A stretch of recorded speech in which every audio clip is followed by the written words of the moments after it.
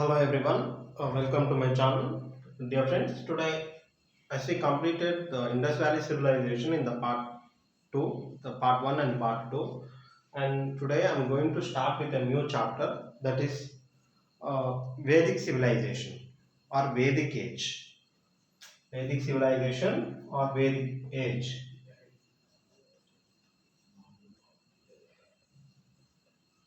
Vedic Age began around 1500 to 600 BC. This is the time period of Vedic age, from starting with 1500 to 600 BC. We saw that already the Indus Valley civilization flourished from the year of 2000, the mostly accepted year 2500 BC to up to 1750 BC. Though it declined, there are the culture was going on for some time, okay, in other sites or another places. So now next level coming to the Vedic age that began in around 500 1500 BC and up to 600 BC. Now we will deal with how the Aryans came to India and from where they came, how they settled, where they settled. So we will deal with that in a particular. So first, the way we can divide the Vedic age into two. That is early Vedic age,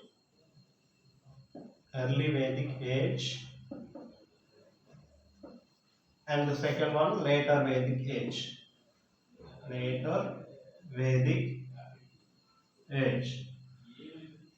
So early Vedic age also called as a Rigvedic period.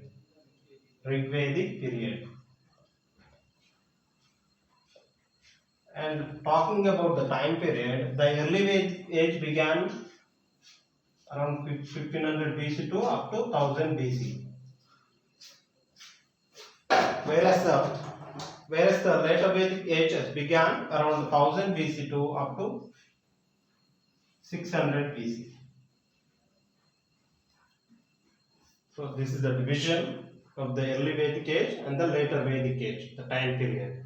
Okay, that 1500 to 1000 BC and 1000 to 600 BC.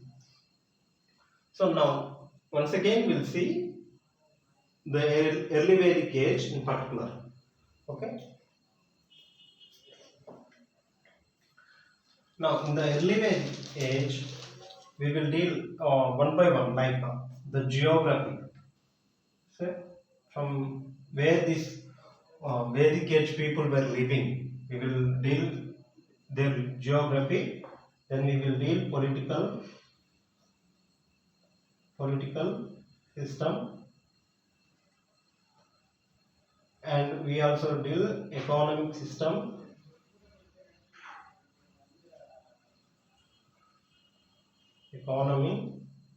social,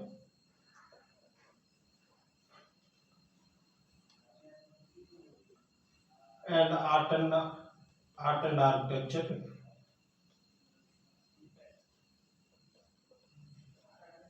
and first we will deal with the literature.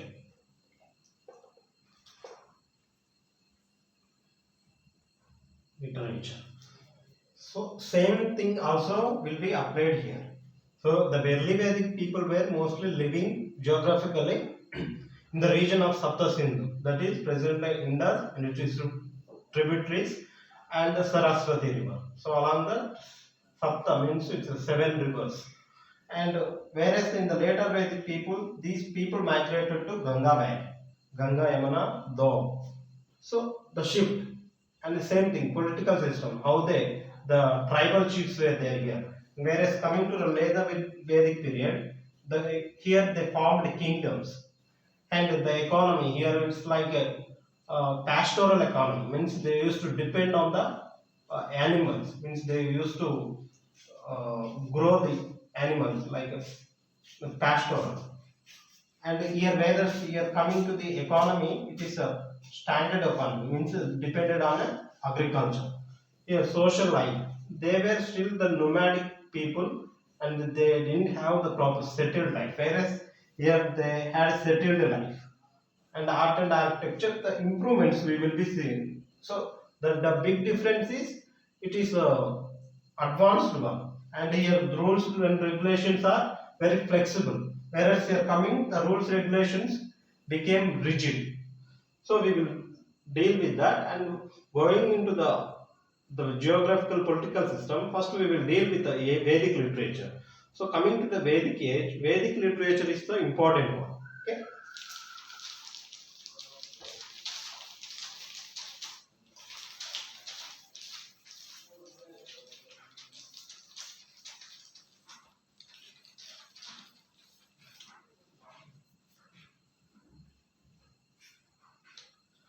Now,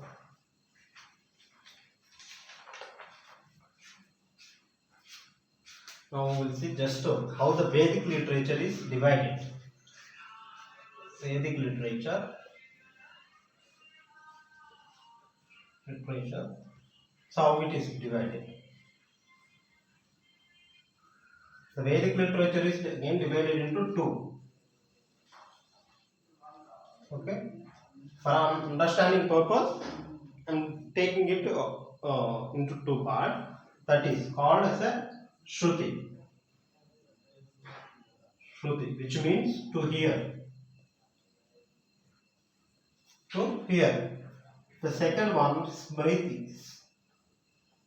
Smriti. Shruti, Smriti. Kindly see the spelling. Here SRUTI, whereas SMRITI, which means to remember. The meaning for a Smriti, remember. So now once again we will divide the Shruti literature into four parts. So that is one is Vedas, also called as Samhitas. The second Brahmanas.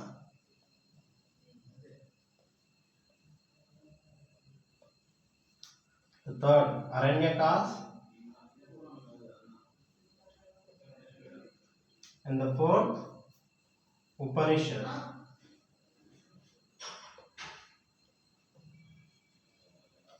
So Shruti literature is divided into four parts, that is Vedas, Brahmanas, Aranyakas and Upanishads.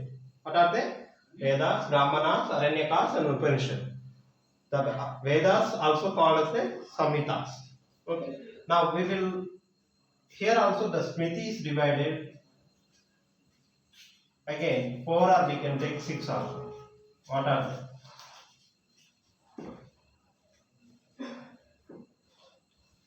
What are they? We will just see.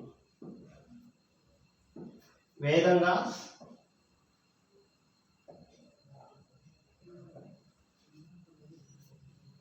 other one Upavedas,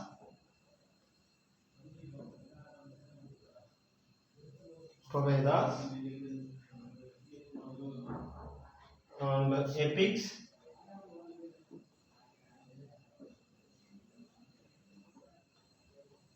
Itihasa.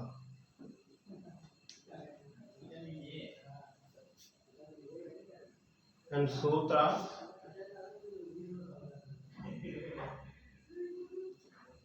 you can also take Puranas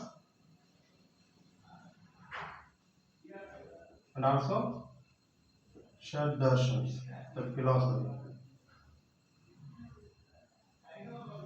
So again the Smriti means to remember. The Smriti is divided like Vedangas, Upavedas, the epics, the Sutra, the Purana and Shaddarshans.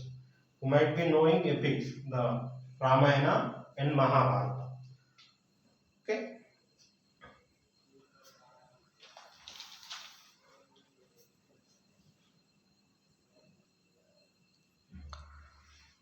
The first one we will deal in the Shruti literature, that is Vedas. Vedas also called as I told Samhitas. Vedas are also called as the Samhitas. Now let us see what are the Vedas.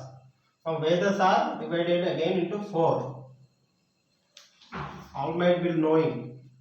So basically, here this is the Vedic literature is the foundation of the Hinduism. The today present day how the Hinduism is spread. The foundation, the main source is the Vedas.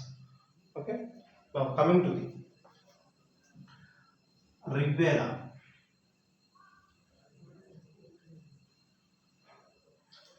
The second one, Samaveda.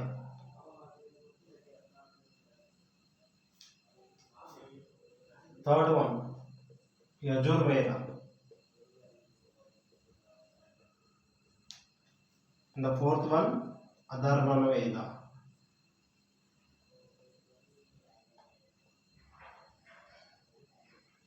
These are four are called as Vedas or Samhitas. Now, what is Rig Veda? These are hymns. Hymns are like songs, okay? Then Rig Vedic means hymns. The chants will be there. The songs will be there. And coming to the Samaveda, this is a book of chants. Book of chants. We used to chant them. And coming to the Yajurveda, book of sacrificial prayers.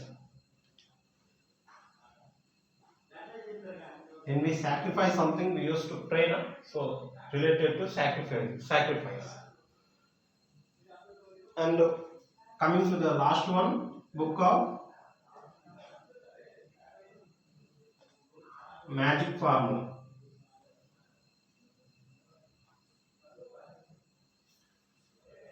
So these are the four Vedas, that is Rig Veda, Samaveda, Yajurveda and Atharvana Veda. Now we will deal this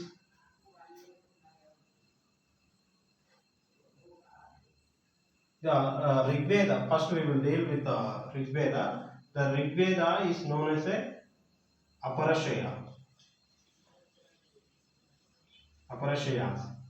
Aparashaya means which is given by God. The Rig Veda is not written by the human but given by God, or given by God to rishis, and they told their disciple, and it's been transformed from generation to generations.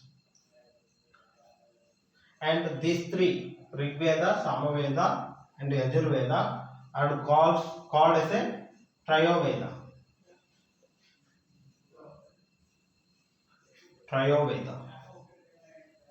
Okay, and this is this one later on written, and for some time it is not considered as a Veda.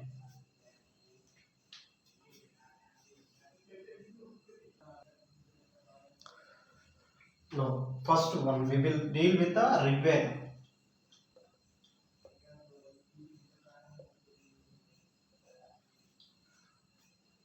This is a book of hymns.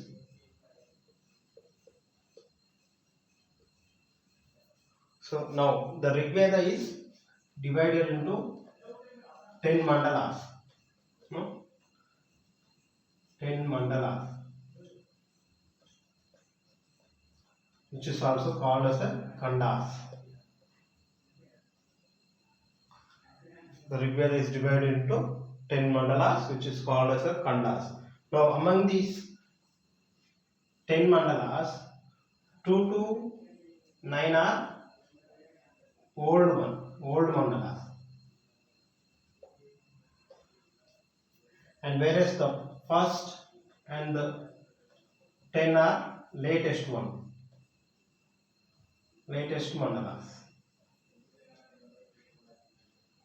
First and the 10th one is the latest mandala. So 1 to 10 are latest mandalas, whereas 1 to 8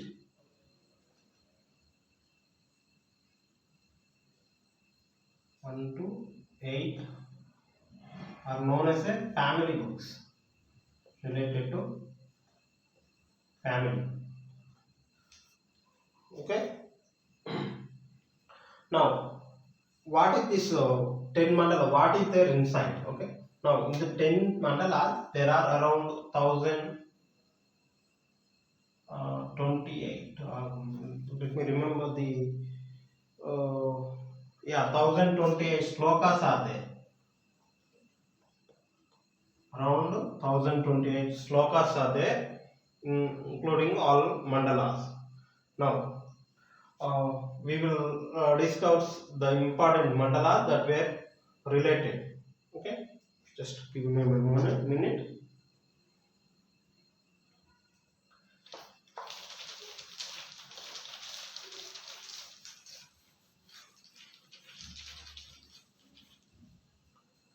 So now in third mandala,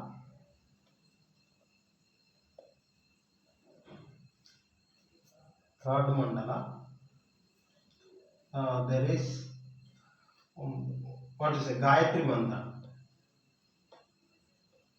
Gayatri mantra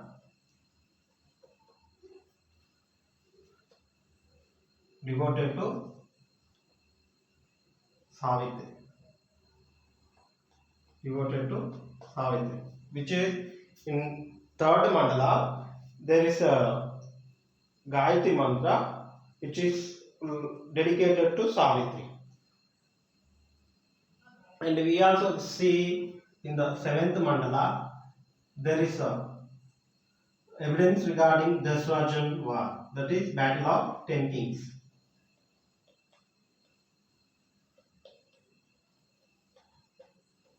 We will deal with it in a political, but just remember in the seventh mandala, in the Rig Veda, the seventh mandala speaks of the Battle of 10 Kings that had happened.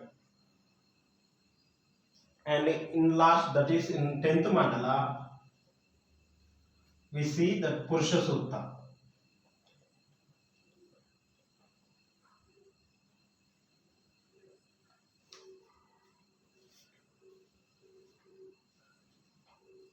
Purusha Sukta, which is related to caste, today present day caste system, how it occurred. Okay. Now,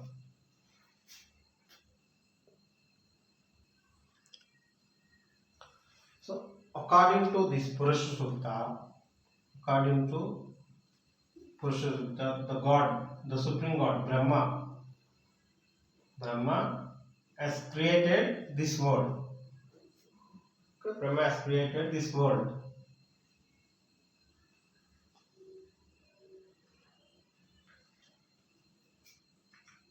And whatever in the world is related to Brahma. Like for example,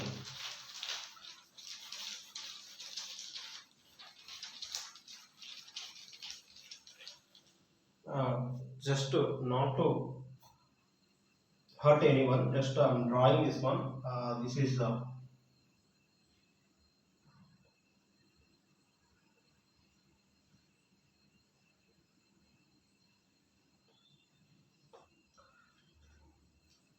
so this is just to imagine that Brahma is like that. So this says that from the head, the Brahmins were created. Brahmins. And from hands, the Kshatriyas were created from hands. And whereas from thighs, the Vaishyas are created by the thighs of God. Whereas the Shudras, the lower division, were created from the feet of Brahma. Shudras are created from the feet of Brahma. So that's why they are the last one, and they are also ill-treated in the society. So this one only, the Purusha Sukta speaks about in 10th mandala of Rig Veda.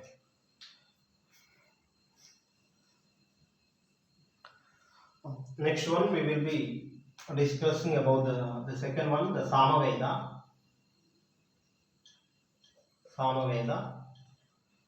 which is known as a book of chants.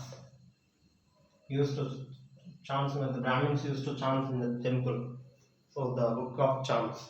So this is the foundation for the Indian music. The book of Samaveda is a foundation for Indian music. So there are around 1063 slokas are there, and most of them taken from Rigveda. Most of them taken from Rigveda. No. Coming to the other one,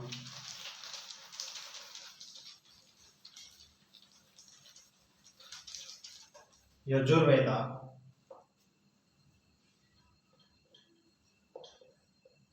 Yajurveda. It's a book of sacrificial prayers.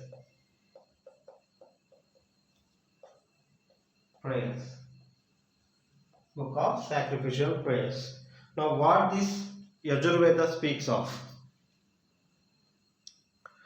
So, this Veda only speaks about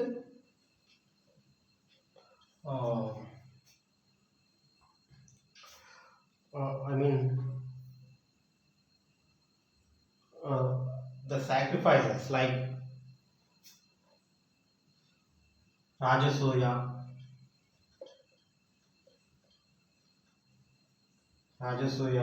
Ashwamedha. So these three sacrifices are there in the Yajurveda, that Rajasuya, Ashwamedha and Vajpaya sacrifices are there. And Yajurveda also is divided into two, that is Krishna Yajurveda,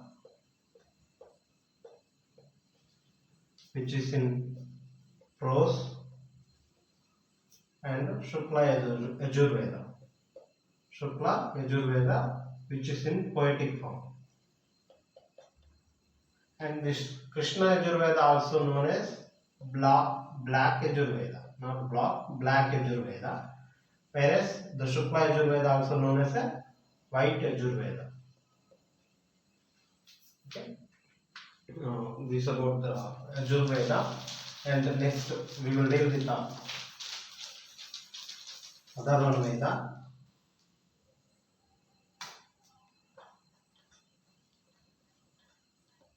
Atharvana Veda. So, book of magic formula.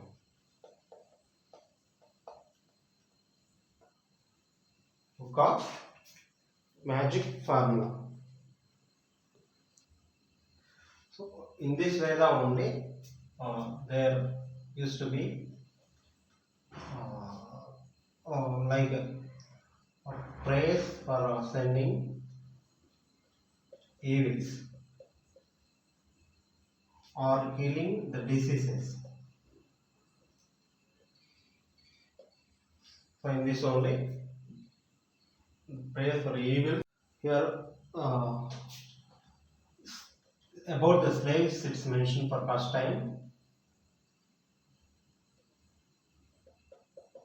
and also Gotra. This is related to family. Gotra also mentioned in this. Gotra also mentioned in this one. And this Atharvana Veda only says that human brain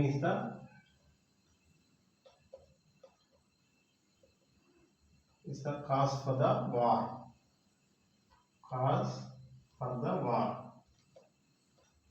So these are the things that were there in the Atharvana Veda. Deal with the Brahmanas.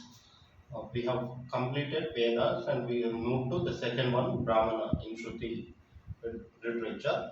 So, Brahmanas are nothing but hymns of Veda. The Brahmanas explains the hymns of Veda or the songs of Vedas.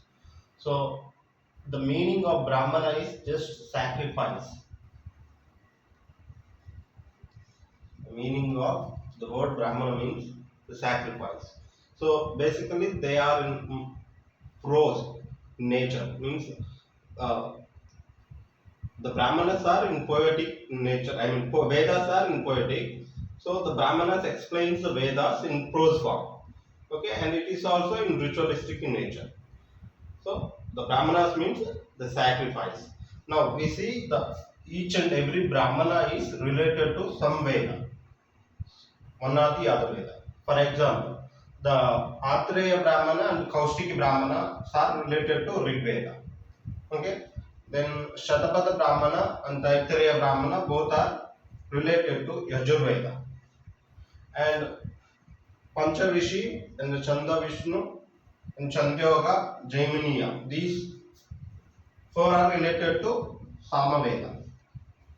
And coming to the last one, Gopada. Gopada is related to Atharva Veda or Atharvana Veda.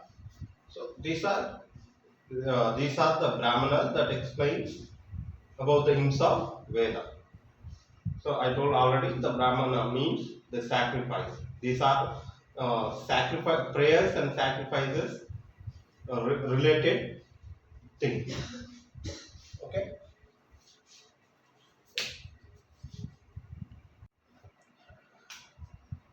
Next we will deal with the Aranyakas. What are these Aranyakas? Basically, Aranya means forest.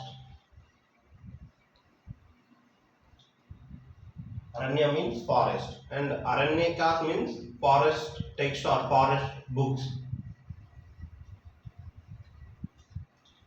So, what is this Aranyakas? This is all about philosophy of ritual sacrifice.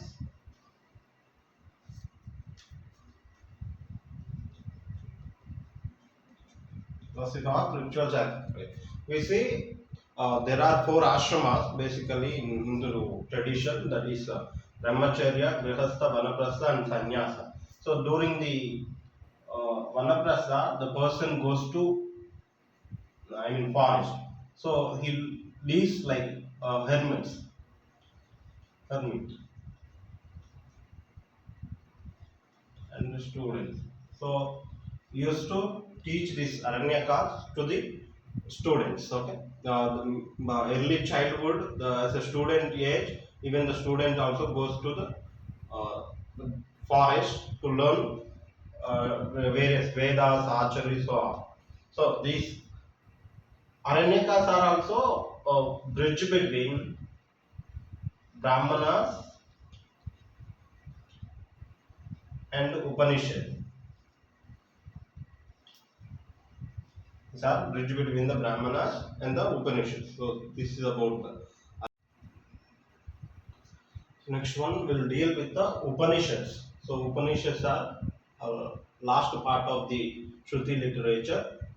We have seen already the Vedas, Brahmanas, Aranyakas, and the last one Upanishads. The Upanishads are also called as the Vedantas because these Upanishads came at the end of the Vedas. So that's why the Upanishads are also called as the Vedantas. What is the meaning of Upanishad? Basically, Upasina. Upasina means, which means to sit in front of Guru or the teacher. Upanishads means the Upasina, that means to sit in front of Guru, that is teacher. And basically, there are around 108 Upanishads are there. 108 Upanishads are there. Very important. Just how many Upanishads are there? 108. and each Upanishad in this 108 Upanishads, each Upanishad is related to again to some Vedas. So, for example, Atreya and Kaustiki, both Upanishads are related to Rig Veda. So, in most cases, the Upanishads, the Yajurveda has got related to, most Upanishads are related to Yajurveda. What are they? Let me see here.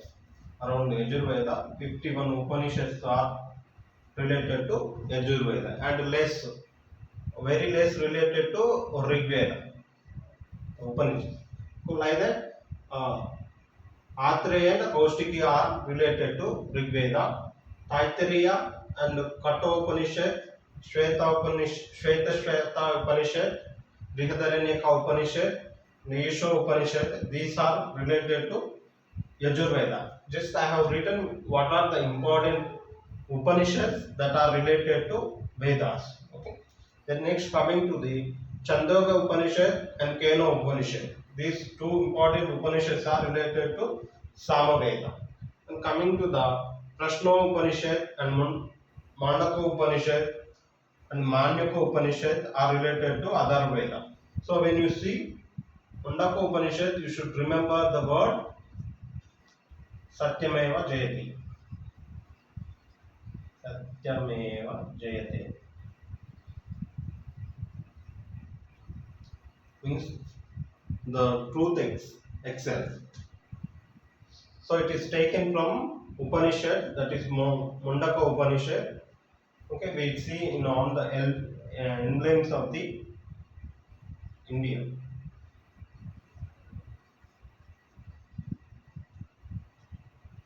Okay. Basically, the Upanishads are a philosophical text. What is this? Philosophical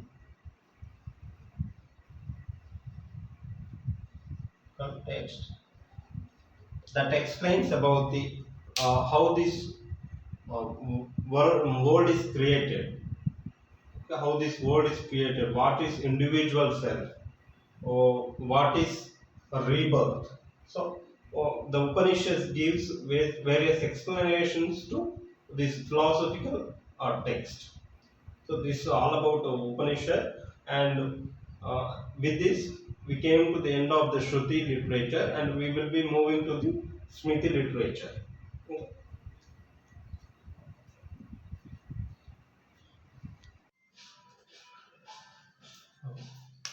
Now we will deal with the Vedangas. Basically, already we have completed the Shruti literature. As I told, the Vedic literature is divided into two, that is Shruti and Smriti. So we completed Shruti literature with Upanishads, and now we are in the Smriti literature. Smriti literature, which means to remember. Which means the Smriti literature, which means to remember. The first Smriti literature is divided again like Vedangas, Upavedas, Itihasas or Mahakavya, epics, Upapuranas. So all those things are there within the Smriti literature. Now this Smriti literature is basically written by man. I mean written by human. Written by humans. We spoke that Shruti literature are called Aparashayas because they are given by God, and they Aparashayas revealed to sages, and sages taught their students. Likewise, they came down and they are written, the Shruti literature. Whereas the Smriti literature, these also written by the human and came down through the generations. Now, coming to the Vedangas. Vedangas are known as the limbs of Vedas. Limbs of Vedas. So, if you want to read the Vedas, you should know the Vedangas. Then only you can read you can read and you can understand the Vedas, what is there from which. And what is this Vedangas? We shall see. The Vedangas are divided into or 6. That is Shiksha. First one is the Shiksha. This is the Vedanga, and this is a person or author, and its meaning, and this is the book. Just you write down this table, it will be useful. Okay, Shiksha is basically written by Panani or Panani, called it as Panani or Panani. So Shiksha means, which means phonetics or the pronunciation.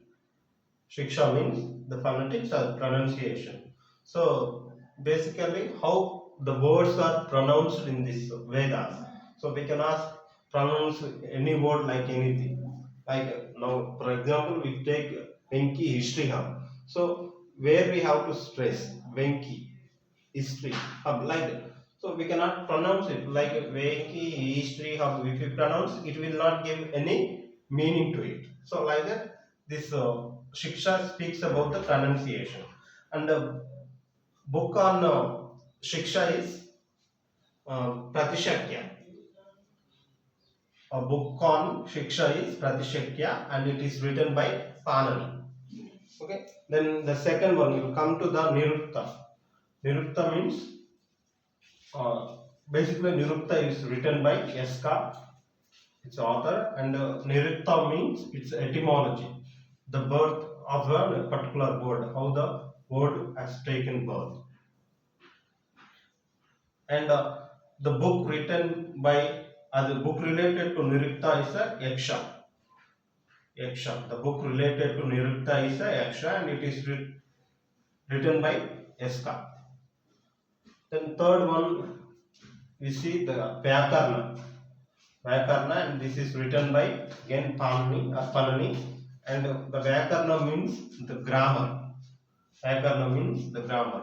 So in any language there is a grammar, even including English or any regional language like Hindi, Telugu, Kannada, Malayalam, even Bhojpuri. So these every language has got its grammar. So without using the grammar, we cannot make proper sentences. So and the Ashtadhyayi is the book on Vyakarna or grammar, and it is written by the first book on grammar written by Panani. So Ashtadhyayi is the book on grammar written by Panani. And the fourth one, Chanda, which means metrics.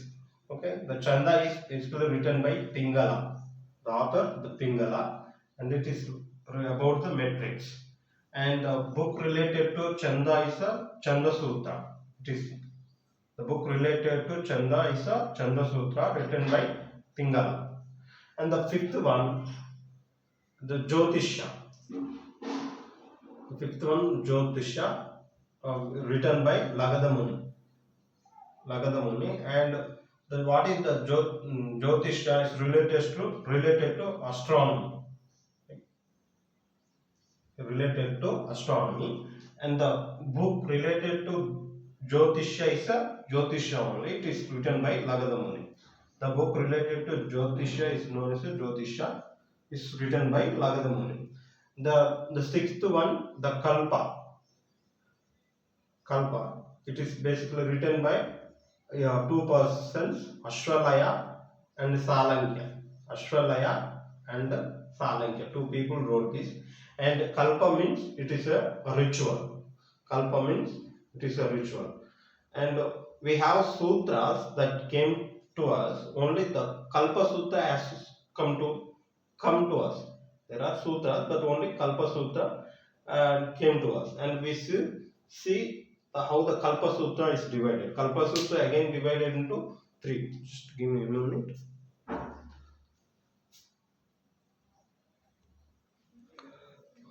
Now we'll see the Kalpa Sutra. Again, Kalpa Sutra is divided into three parts. 1, 2, 3. That is first one, Shrauta Sutra. It is also called as a Sulva Sutra. So basically, this deals with the sacrifices of Agni, Soma, etc. deals with the sacrifices. And coming to the Griha Sutra, it deals with the domestic ceremonies. Domestic ceremonies that supposed to done by the householder. Domestic ceremonies done by the householder. Griha means house. And the third one, Dharma Sutras. So Dharma Sutras is different from Dharma Shastras. Okay. The basic foundation for a Dharma Shastras is Dharma Sutra. So here how the people have to live and what are the rules and regulations to be followed, the customs. So all these are written in the Dharma Sutras. So in Dharma Sutra, the laws are followed. Okay. For example, law of Manu. Law of Manu is the one of the example of Dharma Sutras. So like that there are many laws. So this is about the Kalpa Sutra.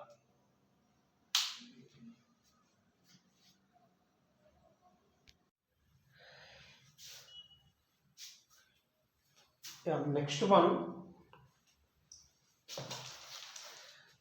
we will be dealing with the Puranas. Basically, Puranas means world. Okay, Puranas means world. What is this Puranas? Actually there are 18 Puranas are there in number, and the Matsya Purana is the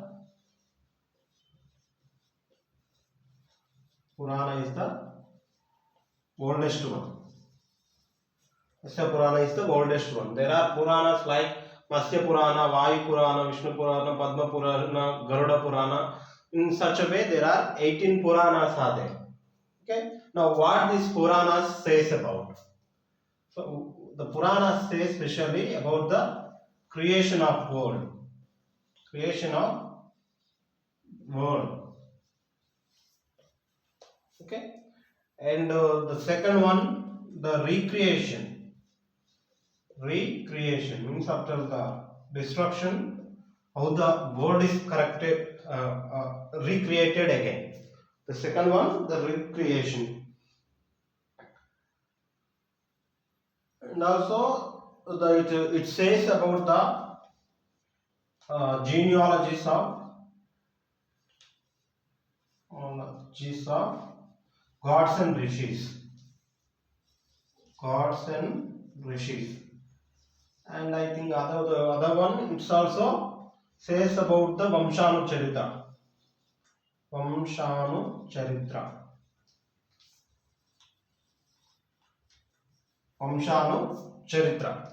What is this Vamshanu Charitra? Just give me.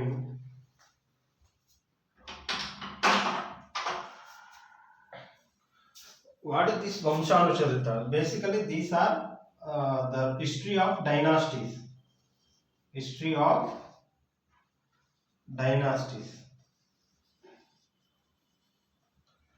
Like from we see Parikshit might be knowing the king who is the Parikshit. From Parikshit is a grandson of Arjuna. Parikshit is a grandson of Arjuna, and from him, from his grandfather onwards, from him onwards up to Guptas,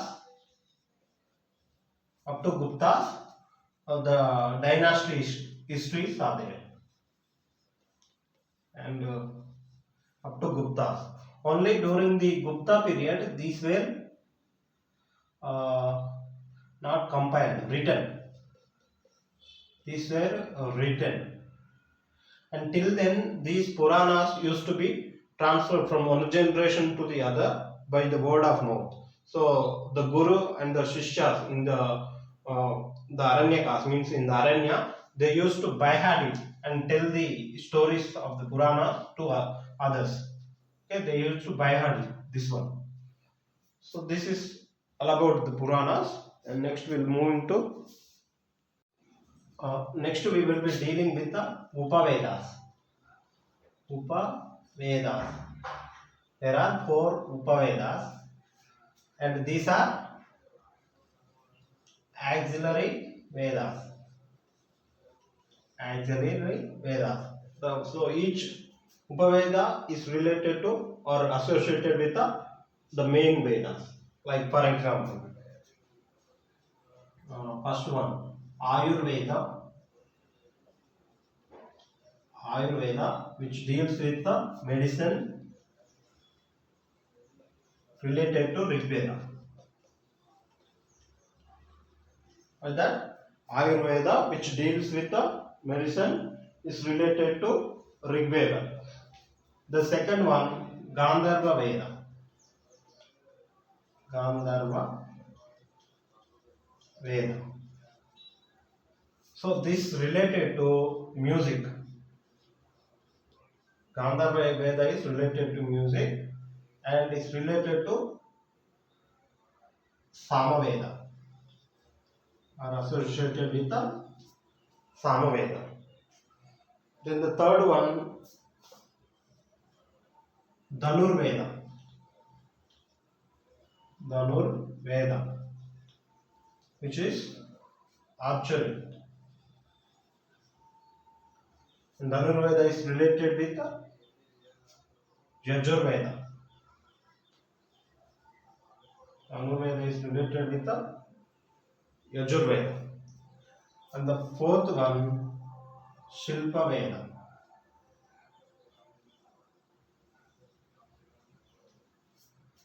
Shilpa Veda is a science of craft. Science of craft, which is also called in our language Vishwakarma. Vishwakarma, we will understanding it is a Vishwakarma and is related to Atharva Veda. Atharva Veda. So these 4 are Upavedas. These Upavedas are associated with the main Vedas. That Ayurveda is associated with the Rig Veda. Gandharva Veda is related with the Samaveda. Dhanurveda is related with the Yajurveda. And Shilpa Veda is related with Atharva Veda. So next we will deal with Itihas or epics.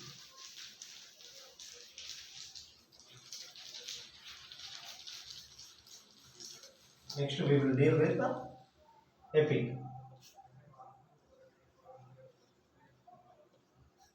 Epics. There are 2 epics. What are they? There are 2 epics according to India. That is Ramayana. The other one, Mahabharata. These 2 are called epics. That is Ramayana and Mahabharata. Even in the world history, or in the first time in the world, we see 2 epics.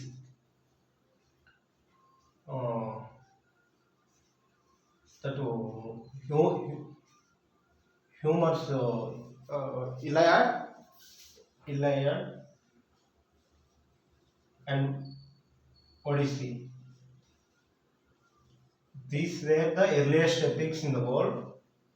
Both are written by Homer. Both are written by Homer. So it is in the Iliad and Odyssey. So coming to the Indian epics, that is Ramayana and Mahabharata. And most of us will be knowing what is there in Ramayana and what is there in Mahabharata. Ramayana is written by Valmiki and Mahabharata by Vedvyas. He has written Mahabharata by Vedvyas. Now, the Ramayana begins according.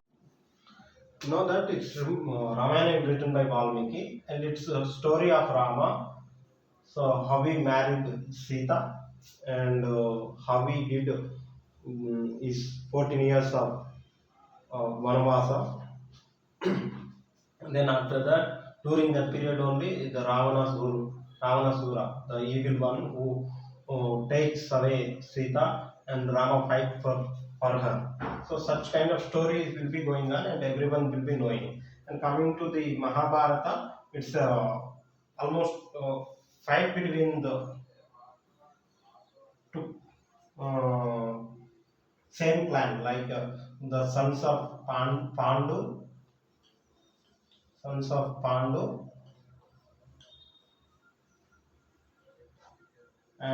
of Dhritarashtra.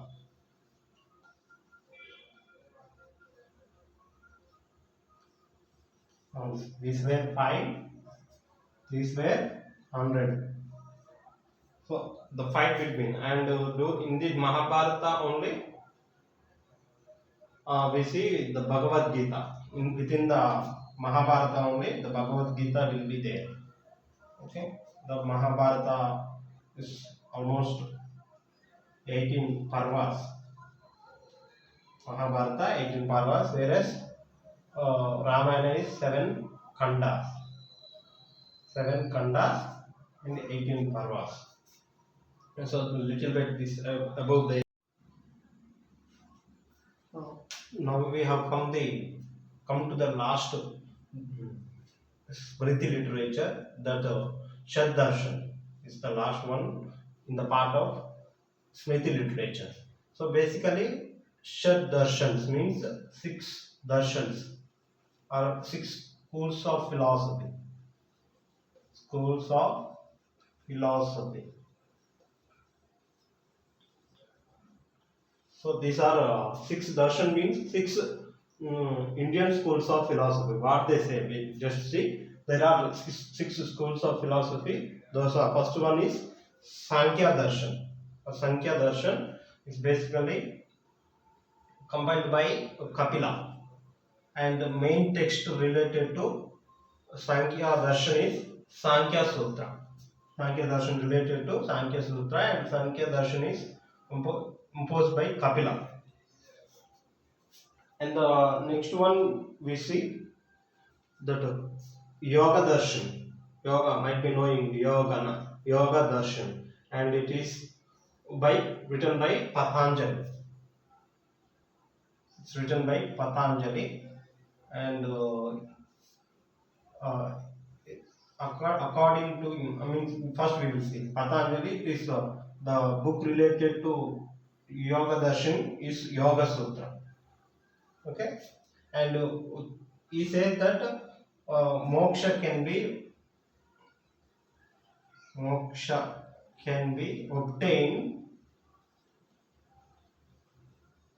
Moksha can be obtained through yoga and meditation. Through yoga and meditation. Then third one, Nyaya Darshan. Nyaya Darshan basically compiled by or written by Gautama, and the book related to Nyaya Darshan is Nyaya Sutra. The book related to Nyaya Darshan is Nyaya Sutra by Gautama. The fourth one is Vaisheshika Darshana. Fourth one, Vaisheshika Darshana. It's written by Uluka Kannada, or is also known as a Kashyapa. It's also known as a Kashyapa. And the book related to Vaisheshika Darshan is Vaisheshika Sutra. And the fifth one, Purva Mimamsa. It's written by Gemini, and book related to Purva Mimamsa is Purva Mimamsa Sutra. Just the same will be there, and final one will be different. And the sixth one, Uttara Mimamsa. It's written by Badrayana. This question is asked many times. Who wrote Uttara Mimamsa? And this basically, the important books of Uttara Mimamsa is Brahma Sutra or Vedanta Sutra. The book also important.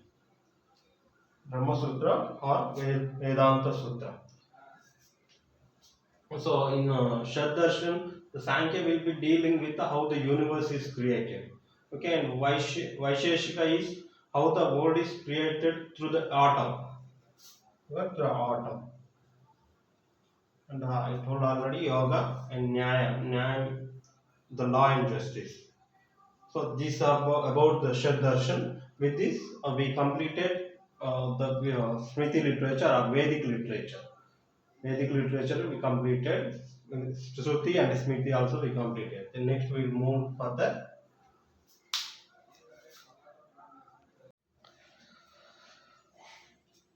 Now we will be dealing with the political history of Aryans. So how they came and what was their political system.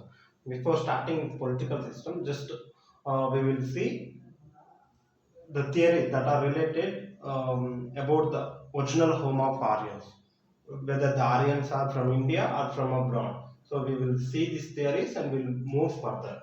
So early Vedic period, it is starting, already I told, starting with the 1500 BC to up to 1000 BC. Early Vedic period also called as, we can also call as a Rig Vedic period. Rig Vedic period. Also we can call as a Aryan age. We can also call as a Aryan age. So the theory based on the Avinash Chandra Das and Sampurnanand, these two persons, they say that the Aryans are from Sapta Sindhu region. Means they say these are the indigenous people. Aryans are indigenous people. They are not from any foreign. And the Avinash Chandra Das, he has written book called Rig Vedic India. Rig Vedic India. He has written, Avinash Chandra Das has written a book named Rig Vedic India. And according to the scholars like Avinash Chandra Das and Sampurnanand, they said that the native place of the Aryans are Sapta Sindhu regions. And coming to the Ganganath Jha, according to Ganganath Jha, the original home of the Aryans is Saraswati, River Saraswati river. This is the original home of the Aryans according to the Ganganath Jha. And from here we will deal with the foreign theory. Means these scholars, they said about that Aryans are from foreign home, not Indian origin. Okay, according to Dayananda Saraswati, the Aryans are from Tibet. Aryans are from Tibet. It is very important, and this is asked many times in exams. So Aryans are from Tibet, and he has a written book known as the Satyartha Prakash. Satyartha Prakash. And next will be the other one, Balagangadhar. BG Tilak means Balagangadhar Tilak. According to him, the original home of the Aryans is Arctic region. The original home of the Aryans, according to Balagangadhar Tilak, is Arctic region. So in the Vedas, we see that Aryans used to have 6 months long days and 6 months long nights. So based on this only, the Tilak said that these are from Arctic region. Only in the Arctic region, the long nights, the long days will be there in different seasons. And coming to the Max Muller, the Max Muller, German scholar, who said that the original home of the Aryans is Central Asia. Original home of the Aryans is Central Asia. According to Max Muller, the original home of the Aryans is Central Asia, and it is the most accepted theory in the Indian history. This is the most accepted, and this also was supported by Rhodes and Lawson. These were the historians or scholars who supported the theory of Max Muller, that is, the Aryans' original home is Central Asia. And coming to the next, Gile and MacDonald. According to them, the original home of Aryans is Austro-Hungary. Austro-Hungary region is the original home of the Aryans, who according to the Gale and MacDonald's, the original home of the Aryans is Austro-Hungary. I've seen the theories, and these are the two theories, indigenous theories. These two, about two are indigenous, and this is a foreign theory. Foreign theory. Okay. So next we will be move further.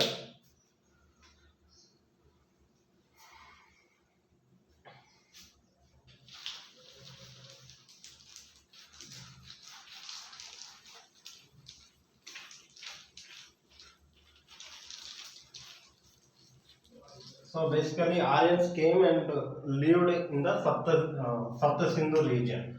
Basically, just if we take India,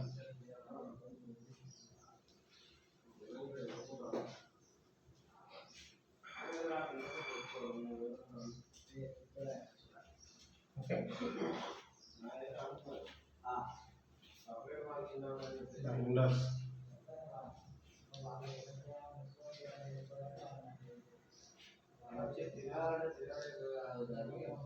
So just imagine this is Indian man, and there is a Pakistan and Afghanistan. So the people, Aryans, they were the middle, Central Asia, around this Central Asia, present day, we see the Turkey in that region. So in the group 5, the Aryans as a group of people in many tribes, they came to India in through the sorry just through Hindu Kush mountains, and they came to Sapta Sindhu regions, and they settled here. They settled here. So how they came? They were people who were in the Eurasia, and from as a groups they were divided as a groups, like a tribal chief, small tribal groups will be there now. So like that they were traveling, not traveling. They were living there for some time, and if the resources got over, they used to move further, and they used to stay for some time there. And if the resources are over, they used to move further. So likewise, it took many years for them, starting in Central Asia to coming and settling in the Sapta Sindhu region. So when they came, still means the way they came is like a nomads. Nomads. Nomads means they don't have a particular place to live. They will be moving on, or they will be going on wherever the food is available, wherever the resources are available.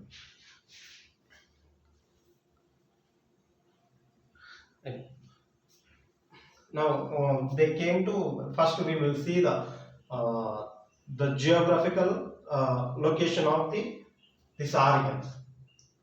As we divided early Vedic and Rig Vedic, there is a lot of difference in geographically, politically, religiously, so economy, society. That's why the Vedic age is divided into two, that early Vedic and later Vedic. Now coming to the early Vedic, so these are the rivers that I drawed just to give you an idea. So it's not exact one, to give you an idea. So Indus, Satluj,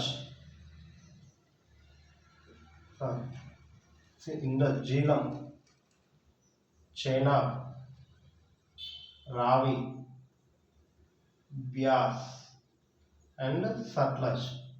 So you should remember these river names, from south to north and north to south. So sometimes even these rivers names are asked to keep it from south to north, south to north, or north to south. So you should remember them. So this region is called as a Sapta Sindhu region. So we see in this region the Aryans lived, the early Aryans. So in the north, Himalayas,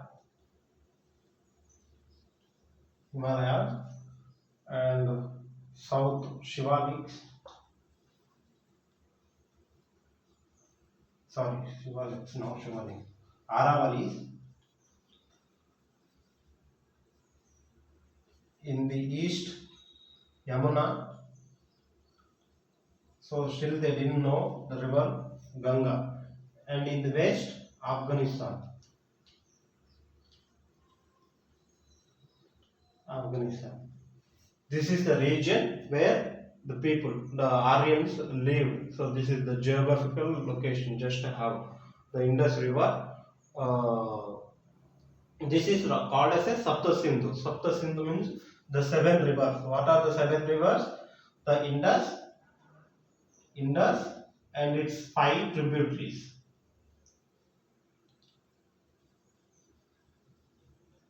And only six become. What is the seventh one? Saraswati. Saraswati is the seventh river. So this is the region, Sapta Sindhu region.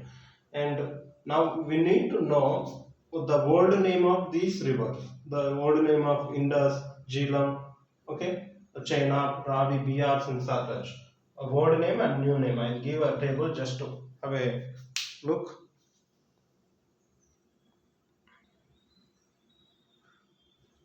Just to have a look at this.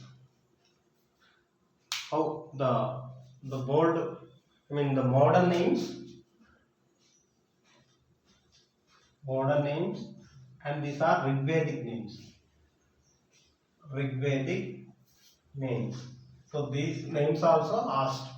The modern name will be given one side, and the Rigvedic names will be given the other side. So you will be given as a match the following. Okay. So now let us see. Indus is the Rigvedic name is known as a Sindh. The name of the Indus river known as a Sindh. And the Jhelum is Vitashta. The name of the river Jhelum is Vitashta. And Chenab is Askin. And river Bias is known as a Vipas. And river Ravi, which is not Ravi, it is Ravi. And Ravi river known as a Parushini. Ravi. And the sixth one, Satluj. Satluj is known as a Satudri. Satluj river known as a Satudri. And the seventh one, Saraswati, that's called Sarsuti or Taye. It is a little bit Tamil word, Saraswati or Taye.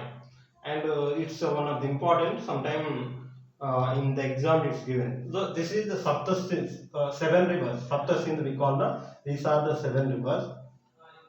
And this is apart from the Saptasindh. I gave in a star mark so that you may remember. So Drishadvati, old name or Rigvedic name. The modern name is Gagar. Gagar river is called as a Drishadvati. So just remember the old and the Rigvedic name so that you will be asked in the match the following. You can answer easily.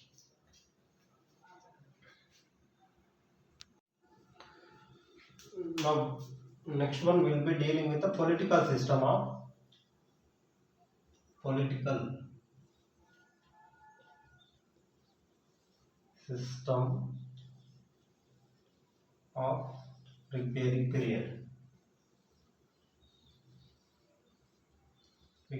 period.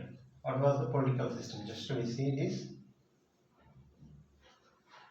The basic unit of administration was called family. Family was called the basic unit of administration. So, like family is called as a Kula. We start with the down. And the head of the family is Kulapa. Then few Kulas formed a Grama, that is village.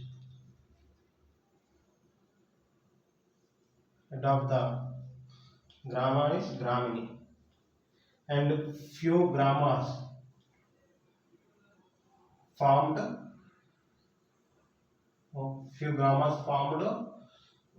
clan. Clan is known as a Vispati. Then Vishwa, these few all the Vishwa formed to Jan, Raja. So this is the hierarchy. So basically Kula means family and head of the family is Kulapa, and Grama means village. Head of the Grama is Gramini, and the like a province means like a province. Instead of the this is Vispati, and Jana is the country or Rashtra.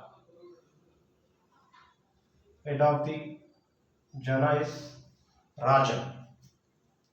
So still they were semi-nomadic people. They didn't leave uh, the way of life, and they did not even take up the new tradition, new cultivation like a settled life. So still they were on the move. So that's why they are called as a semi-nomadic people. Okay. The other one we see here, the Rajan or king, Rajan or king used to elect it, though it is a monarchical state, it's not a republic. They used to follow still monarchical state, uh, but they used to elect the elect the king from themselves. It's not like a hereditary. They used to whoever is capable of being a king, so they used to select the particular person to be ruled that. So it's monarchical and they used to elect it. And there is no hereditary system. If its son is incapable of, he will be removed, and whoever is capable of, he will be kept as a Rajan or king. Then the work of Rajan. What is work? Still they are basically tribal and they didn't have the larger kingdoms like later times. So the main purpose is to protect the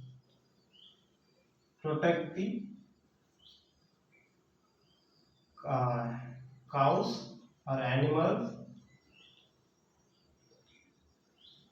and also protect the people. Protect the people. So why the primary importance given is to animals?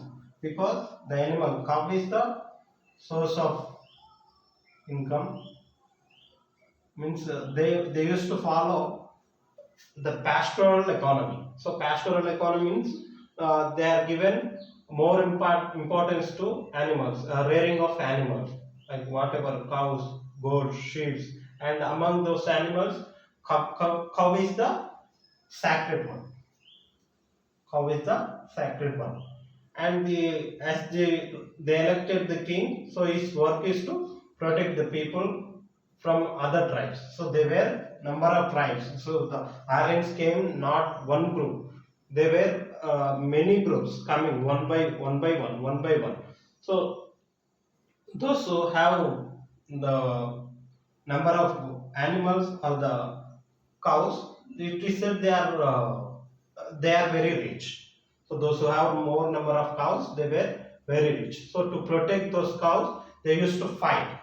So fight for cows is a or fight for cow or war for cow is a gavesty. Gavesty is known as a, remember this word. Gavesty means a war or fight for a cow. And the basically how king used to get the income. How the king used to get the income. So there are two sources of income to king. Income, that is Bali, and the second one Daga. So these are voluntary taxes. It's not taxes. It is voluntary. Whether you it's your willingness whether to pay or not. So Bali is given voluntarily, and Bhaga to protect the people, to protect the people. So these are two sources of income to king. And we also see that there were assemblies in the Vedic time. You see, the assemblies were there. Assemblies like Sabha. Sabha is the assembly. Sabha, the Samiti. Sabha, Samiti. Vidata. Vidata. And Gana. Ghana. These were important assembly that were there during the Vedic time. So here, first of all, just we think that the early Vedic period is different and later Vedic period. Whereas when you think in your mind about the early Vedic period, you have to think very positively about it, because mainly there were no discrimination in the early Vedic period. So everyone used to look same, equally, and that there is no difference against women. There is no child marriage. There is no sati system. So such kind of things were not there. Whereas coming to the later period, the women were restricted other side, and the child marriage started. Sati system also started. So like that we have to differentiate and think that the early Vedic period is totally about the positive and the equality in the nature. So basically, Sabha is a assembly that every people,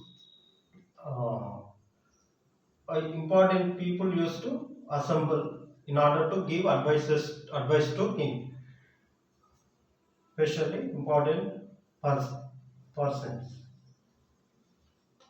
including women.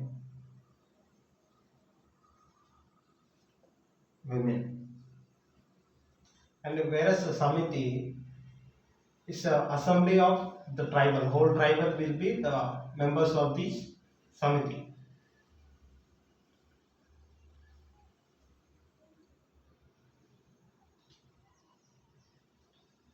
All members are the part of this Samiti. And coming to the next, Vidata. This is an important one, and around 120 times or 122 times it's mentioned in the Veda that this assembly is meant for especially economic purpose. Economic purpose.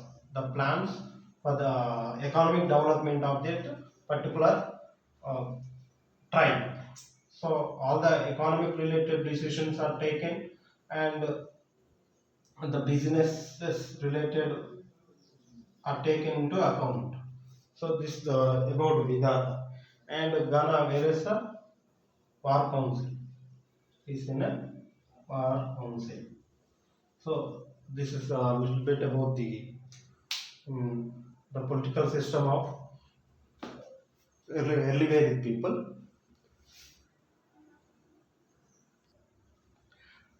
Now we will be dealing with some of the designations in the Vedic period, and this we can compare present day, what to say, council of ministers, how the council of ministers is there in central and the state. So same as we can think of these designations as those, like Purohita is a priest, Brahmin. Mostly at the time Brahmins were in the it is not I mean Guptas or Purohita was there as a priest, so Brahmins maybe. So he used to give advices to the king. He used to give advice to the king, and he used to be close to king. Okay. Then Sainani. Sainani is known as a commander in chief. Means he used to head the army. So he used to take care and he used to lead the army in a war. And coming to the Rajpati is head of the pasture land. So head of the pasture land. This in the Vedic time they used to give more importance to the pasture land in order to graze their animals. So the basic source of income is the rearing of cattle, the pasture. No? So for the pastoral, no? So for the rearing of the animals, these pasture lands were given very important, and they used to appoint a head for that lands. And coming to the next one, spasa. Spasa means spy. Today spy, how it is. You used to spy on something which who are against the king. So he used to give such an information to the king so that there will be no enemies to the king. And the other one, Bhagaduta. Bhagaduta means, as we said here, Bhaga. Bhaga is one of the tax paid by the people in protecting the people. So yeah, Bhagaduta means collector. Bhagaduta, collector, tax collector. And this other one, Sangrahitri. Sangrahitri may be is a treasurer. He used to maintain the treasury, or he is meant to maintain the accounts and all, so the amount related to the kingdom. And the next one, Mahisi. Mahisi, it is a chief queen. She also used to advise the king, so chief queen. And next one, Dota. Dota is a messenger. Dota is a messenger. He used to bring the news, whatever the news is available, so he used to bring and tell the king. Then the last one, Sutta. Sutta means charity. He used to write the charity. So these are the some of the designations in the Vedic time.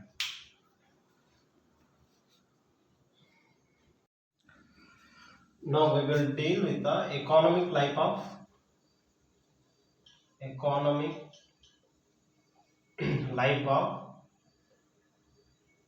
Rigvedic people.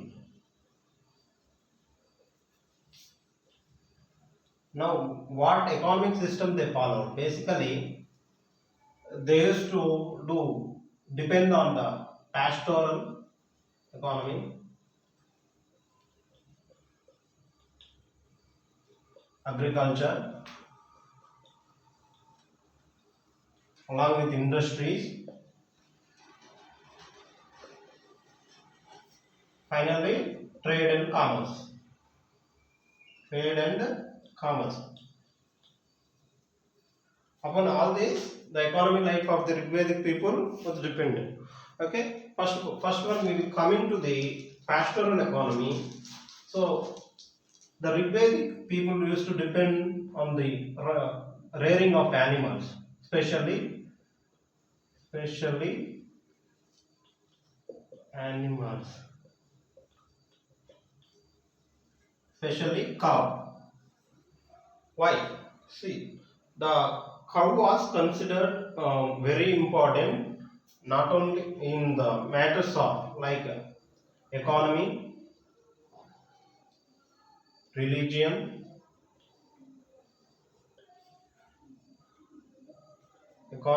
religious purpose, even in the social status. This all, the cow is considered very important. And not only cow, there were other animals like a goat, the sheep, horse were predominantly used. And we see that the Rigvedic people only the first to use horse. So for the speed growth or to conquer the other territories while coming from the Central Asia to the Sindhu, the Sapta Sindhu region, the horse played a dominant role in while traveling. So it used to they used to make use of horse even to conquer the other territories. Okay, and then coming to the other one.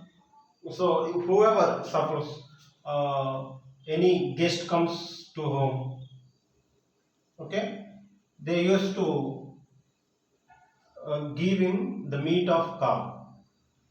Used to give him meat of cow. Means the guest is considered that much important.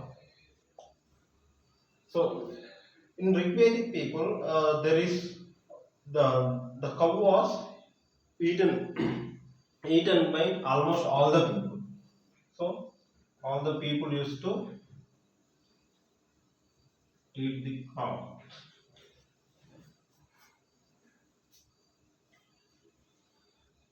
Then after that we'll go further. I said it is. See, there is a question most of the time asked whether the Rigvedic people followed which means the main occupation they used to ask. What is the main occupation of Rigvedic people? So they used to give pastoral, the second one agriculture, trade and industry. Like that, such options were given. So you have to keep pastoral as a option during the Rigvedic period. And when it comes to the later Vedic period, you have to keep agriculture as a main source of income. This question is asked many times in the exam. And next we'll deal with agriculture in Rigvedic period. Like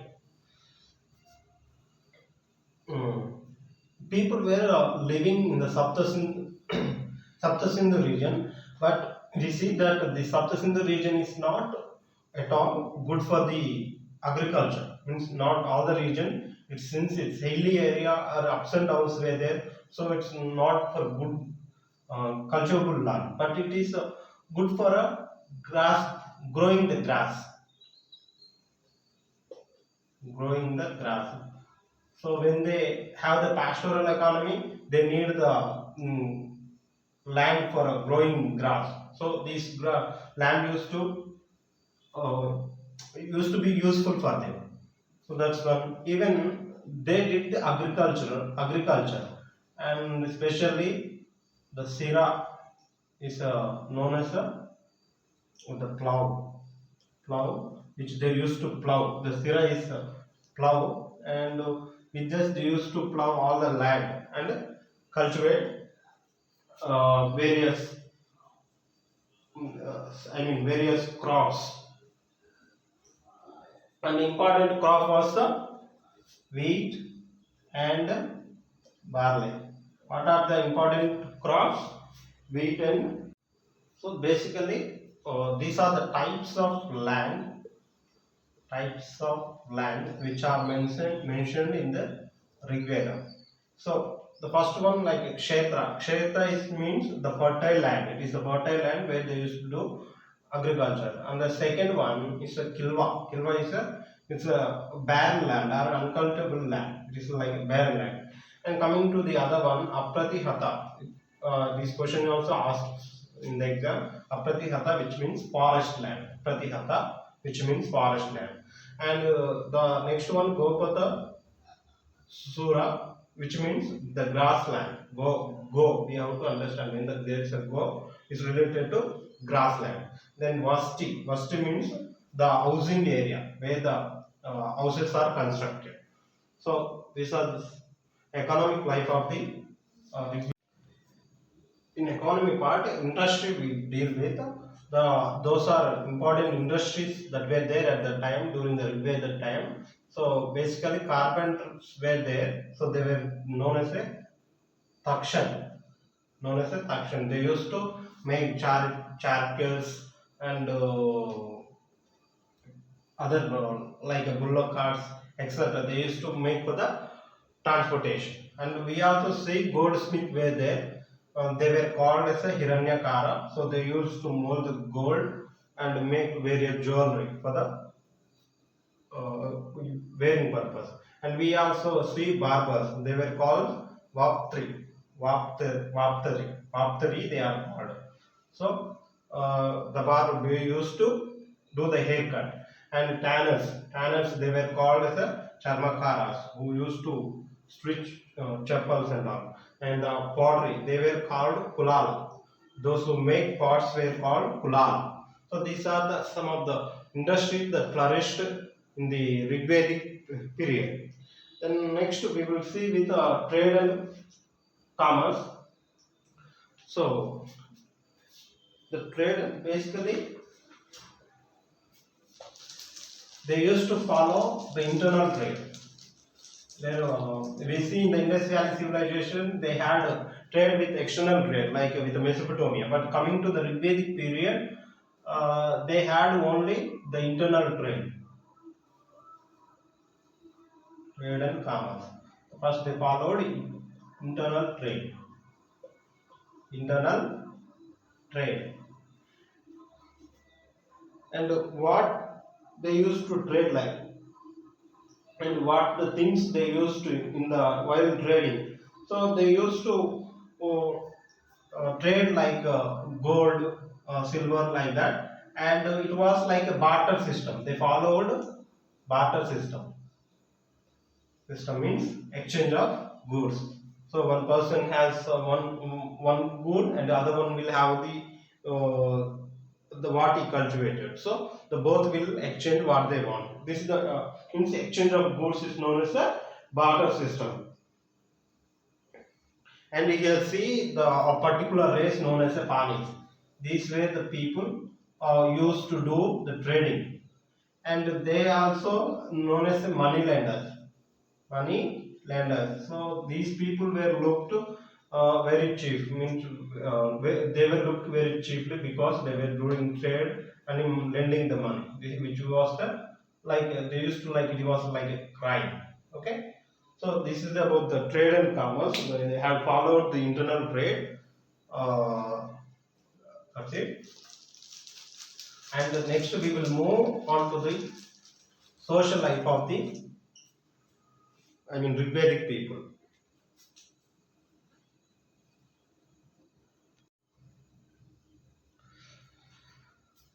Now we will deal with the social or society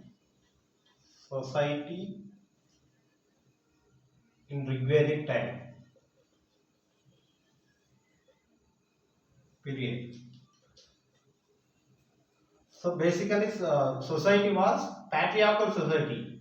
Patriarchal society.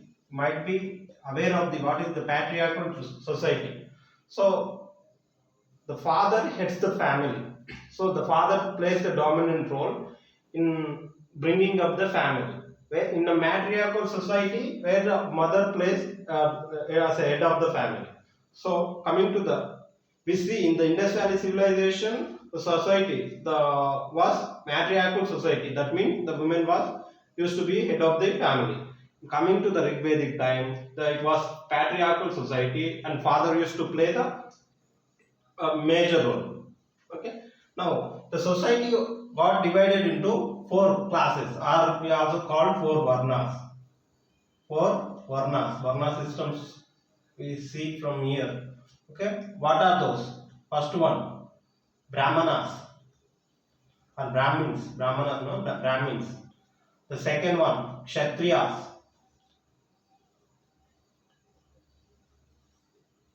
Third, Vaishyas. Fourth, Sudras. But before going into the detail, just to keep in mind that this was not the rigid way of life. Means here what we think present day the Brahmins, Kshatriya, Vaishyas and Shudras, it was not in the Vedic time. Basically the Brahmins means the teachers and priests. Here the teachers and priests. And coming to the Kshatriyas, they were administrators. Another word, they were kings, we can call rulers or kings. And coming to the Vaishyas, they were farmers and merchants. They were farmers and merchants. Who Vaishyas were farmers and merchants. And coming to the Sudras, they were artisans and laborers. They were artisans and laborers. See, so society was divided based on the varnas. So there were four varnas, that is Brahmin, Kshatriya, Vaishya and Shudra. So coming to the Brahmana, the Brahmins were mostly the teachers and priests were there, and the Kshatriyas, administrators, that was kings are there, and Vaishyas coming to the farmers and merchants are there, And coming to the fourth one, that is Shudras, they were artisan and laborers. So as I told, the society was not rigid, means it was very flexible. Now here we think Varna system means any person can become or move to the any other Varna or any other caste. Like Brahman based on his profession. Like now being your father is a Brahmin, means a teacher.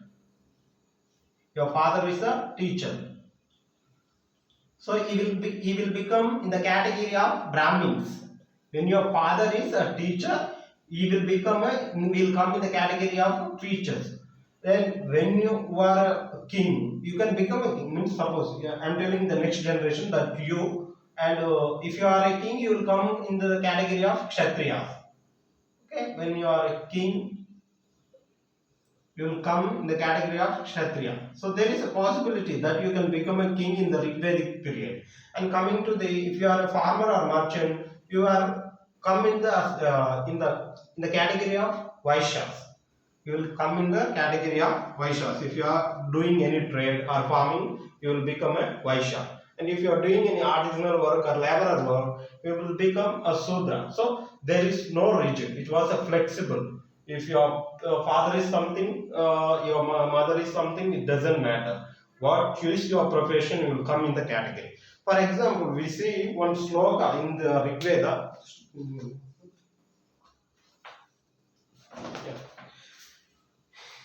We see in the Rig Veda, one sloka will be there. I am a singer. I am a singer. My father is physician. My father is a physician. Physician means doctor. And my mother is grinder of corn. So his mother used to grind the corn. That is okay. So through this statement you will be knowing, means there is no rigid. I am the singer, means he will come under the one category, that is maybe the priest Brahmins.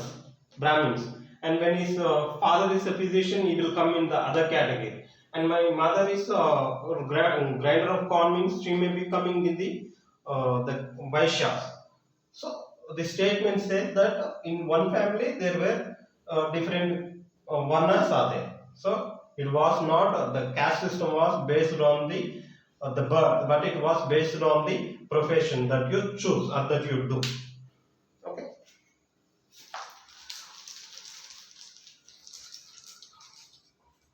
Moving further.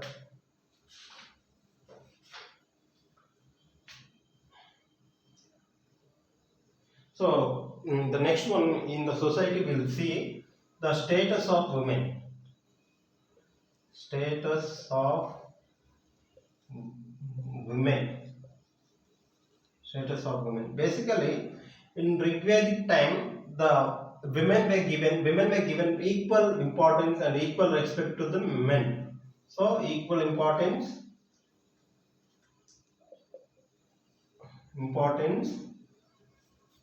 and respect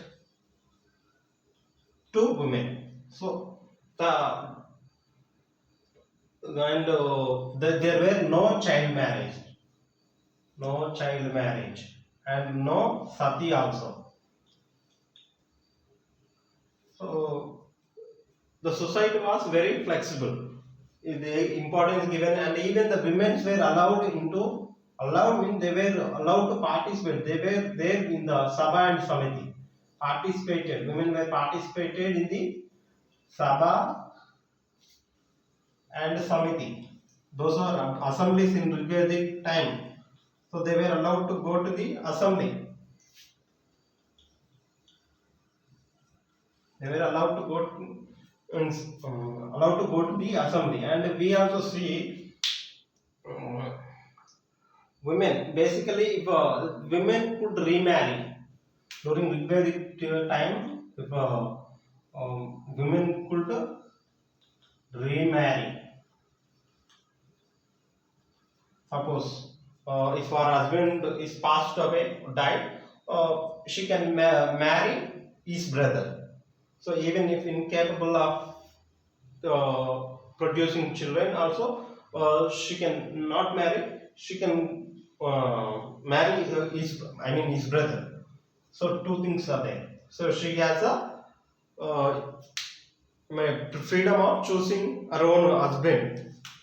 Not only here freedom of choosing her husband. For example, we just think that if you see the Ramayana, so Lord Rama goes to see Sita. So at the time, Sita sits in the Swayamvaram. Swayamvaram means the girl will have a freedom to choose her own husband. So there was no restriction or rule that whatever the father shows, she has to marry. So she has the freedom of choosing her own husband. And see, here we will see the types of marriages. So the types of marriages during Rigvedic time. There were around 8 types of marriages are there. So the first one, coming to the first marriage, Brahma Vivaha. Marriage, in other words, in Sanskrit it's the Vivaha. So the Brahma Vivaha, which means giving a girl to a person along with a dowry. Brahma Vivaha means giving a girl to a person along with a dowry. And where the second one, Daiva Vivaha, which means giving a girl to a priest in a lieu of his fees. Means instead of the fees of a priest, the girl is given in the marriage. And coming to the Harsha marriage. Harsha marriage is basically accepting the bride price. Getting married after accepting the bride price. And the other one, Prajapati marriage, Prajapatya marriage. This is to marry a girl without demanding a bride price. It is without demanding a bride price. And coming to the Gandharva Vivaha, it is a love marriage. It's only meant for a Kshatriya especially. And coming to the Asura marriage. Asura marriage is a marriage with a purchased girl. Means the girls used to be sold at the time. So the person used to get, if the person gets married with a purchased girl, it is called as a Asura marriage. Then the other one, a Rakshasa marriage, which means a marriage with a kidnapped girl. Like if a king is defeated, the king's daughter is married. Means like a marriage with a daughter of a king who is defeated in the war. And coming to the final one, Paisarchik marriage or Paisarchik Vivaha, it is after seducing the girl or after raping the girl, this marriage is happened. So these are the 8 types of marriages which comes under the society. Now we will deal with religious life. Religious life of Vedic people. Okay. So basically they used to follow monotheism. Monotheism, which means worship of one God.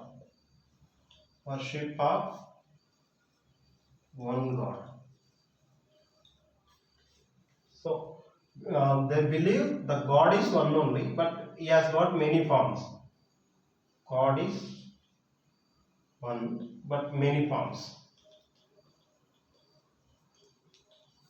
The religious life of the people, basically the Rigvedic people used to follow the monotheism, that is worshipping one God, and also they believe that God is one only, but he has many forms. So the God sometimes is also personified nature. Personified nature. Like they used to worship fire, water, trees. So all these they used to, all the natural sources they used to worship. And coming to the gods, like what are the gods are there? So basically, uh, the types of gods, there were three types of, means they divided the terrestrial gods. The first one, terrestrial gods.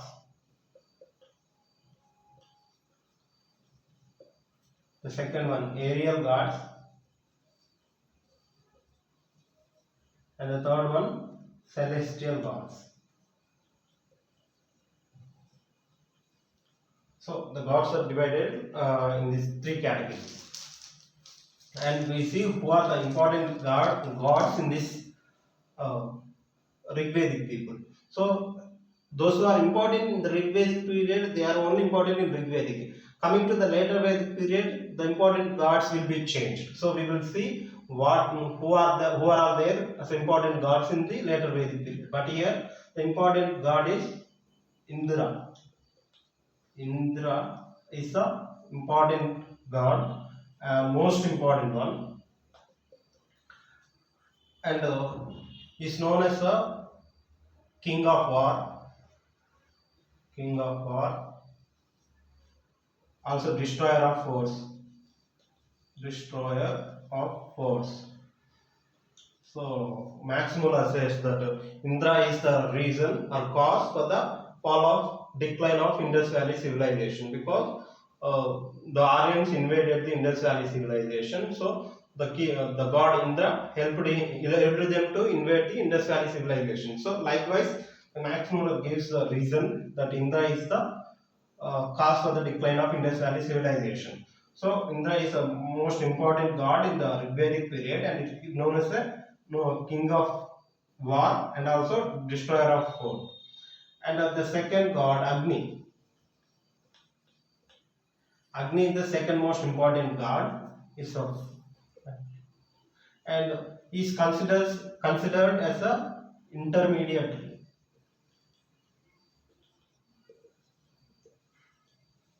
because is the connection between the god and the man.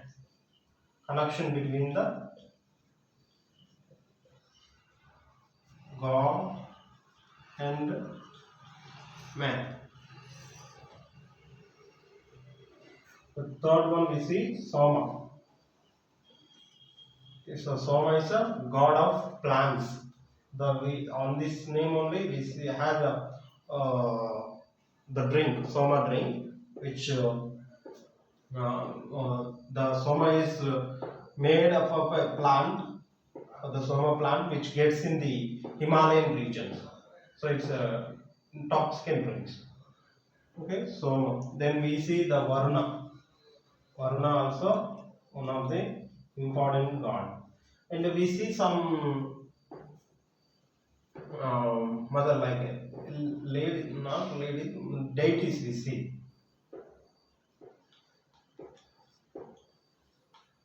Ati is the lady deity who is known as a mother of gods.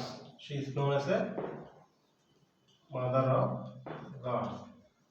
And we see Savitri. Savitri.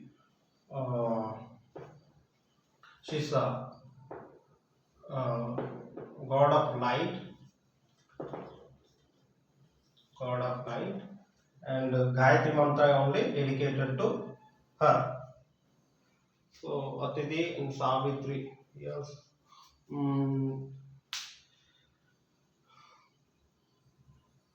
These were some of the important gods. Okay. With this, we will end with the Rigvedic period, and in other class we will meet with the later Vedic period. Thank you.